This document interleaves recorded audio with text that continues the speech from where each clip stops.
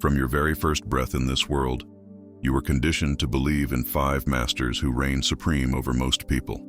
5 senses, 5 false gods, 5 authorities you learn to obey without question: sight, hearing, touch, taste, and smell. These 5 tell you what is real. They show you numbers in a bank account. They present you with a medical report. They let you hear doors closing, opportunities slipping away, and you believe. You call it proof, you call it fact, you call it the end. But I tell you, this is not the end. This is not reality. It is only the reflection of an old belief. The world you see, the world of Caesar, is a persistent illusion. It feels solid, final, unquestionable. But it only feels that way because you treat it as such. As long as you accept that the outer world has authority over your life, you remain its subject. A being reacting to stimuli instead of creating with awareness. But there is a deeper truth, a reality that cannot be measured by eyes or ears, a silent law operating behind the scenes of what we call real. And that truth is within you. It always has been. It is your imagination. Yes, your wonderful, powerful, infinite human imagination. It is not fantasy. It is not daydream. It is God in action. It is the invisible substance of everything that exists. The world of the senses does not create. It only reflects. It is like a mirror, cold, neutral, still. It only returns the image you project. That is why ignoring the senses is not denial of reality. It is the refusal to be enslaved by it. It is turning away from the mirror and looking at the light that casts the image. It is choosing to create rather than react. The secret lies in living in the end, to assume, with serenity and conviction, that your desire is already real. Not that it will be, not that it might be, but that it already is. And how do you do that? It starts with a simple question. If my desire were already fulfilled, how would I feel right now? You don't need ecstasy. You don't need tears of joy. You need only a calm, natural feeling, as if it had always been yours. Quiet gratitude, inner peace, the serene knowing of someone who has already arrived. That feeling is the key. That state is your new home. Most people live as seekers, always wanting, waiting, trying. But when you live in the end, you stop seeking. You become the one who already is. And when that happens, the world must adjust, because it is only a reflection. Now that you understand the principle, it's time to apply it. There is a simple method, 4 steps, simple yet profound. Step 1. Define clearly what you want. Be specific. Don't just say, I want money. Ask, what does money represent to me? Freedom, security, stability? Get to the feeling behind the desire. Step 2. Create a short, simple scene that would happen after your desire has already been fulfilled. If you want a new job, don't imagine the interview. Imagine someone congratulating you on the new role. If you desire a home, don't imagine searching for one. Imagine yourself already living in it, holding the keys, and thinking, it feels so good to finally be home. The scene must be intimate, real, emotionally meaningful. You must live inside it, not watch it from the outside. Step 3. Enter a state akin to sleep. That drowsy moment between wakefulness and deep sleep, when the conscious mind weakens and the subconscious opens. This is the fertile soil of creation. Relax your body. Breathe slowly. Let go of the day. Allow your mental noise to settle. Step 4. Relive your scene from within. You are not watching. You are there. If your scene involves a handshake, feel the pressure. If it involves a couch, touch it. Smell the coffee. Hear the sounds of the room. Engage all your inner senses. And above all, feel.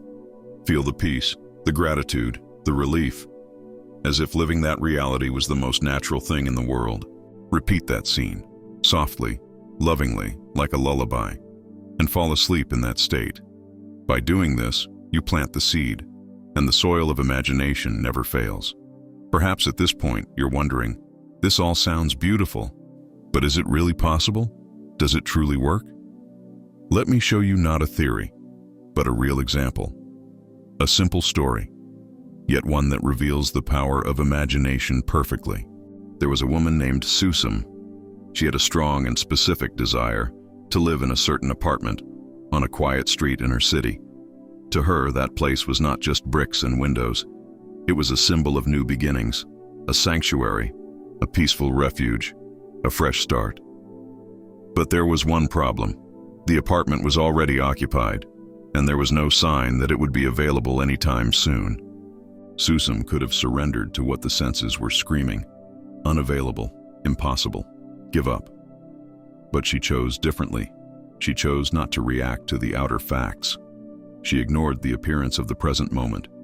Instead of focusing on what is, she lived in what already is, in the inner reality where her desire was already fulfilled. Many times each day, especially at night, in that gentle state between waking and sleep, Susam didn't just visualize the apartment. She lived in it fully. In her imagination, she walked through its rooms as its rightful resident.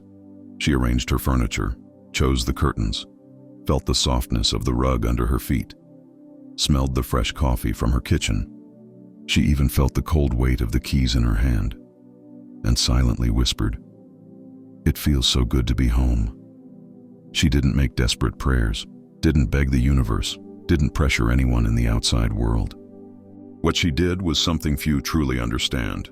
She assumed with calm certainty the state of the one who already lived there, and she persisted in that state, day after day, with ease. And then, something happened. By means she could never have predicted or planned, a sequence of events began to unfold. The current tenant, due to unexpected personal reasons, had to move. The apartment became available, and Susam, effortlessly, was ready. She moved in. She stepped through the door. She now lived in the place that once only existed in her vision. But the key here is not coincidence. It is the consistency of imagination. She held steady to the invisible, until the visible had no choice but to align. Susam's story illustrates the law perfectly. The act of imagining at night, with detail, with emotion, with truth, was the moment of conception. But her silent persistence during the day was the gestation. It's what allowed the desire to take form and be born. And here lies the final, and perhaps most vital, lesson. Planting the seed is essential, but it only blooms if it's watered. And that watering happens through thinking from the end, again and again, with stillness, with faith, with conviction. This is the final secret. Nightly creation is conception, but manifestation requires gestation, and that comes through inner persistence. During the day, when the senses try to convince you otherwise, when the bank account says you're far, when the diagnosis says nothing's changed, you answer with loving firmness, "That's old news. What matters is what I know inside." You return to the feeling, return to the scene, return to the end. And you do it not with effort, but with loyalty, with allegiance to the unseen. You learn to think from the end, not merely about the end. To think about the end is to desire. To think from the end is to possess. Desire says, someday. Possession says, now. If you desire prosperity, assume the ease of someone who already lives in abundance. If you desire health, feel the relief and joy of someone who is already healed.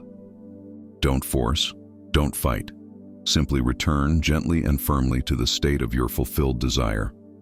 This practice, this persistent inner conversation, this silent loyalty to your inner vision, that is living in the end. And when your new state feels completely natural, the world will transform, inevitably. Don't let this remain just knowledge. Make it your living experience. Choose now the state you wish to embody. And from this moment forward, live as if it were already true. Because in the only world that matters, the world of your imagination, it already is. And now, let us enter the silence. If this message spoke to your soul, leave in the comments, "I'm living all my dreams today." And don't forget to subscribe for more content like this. Let's awaken together.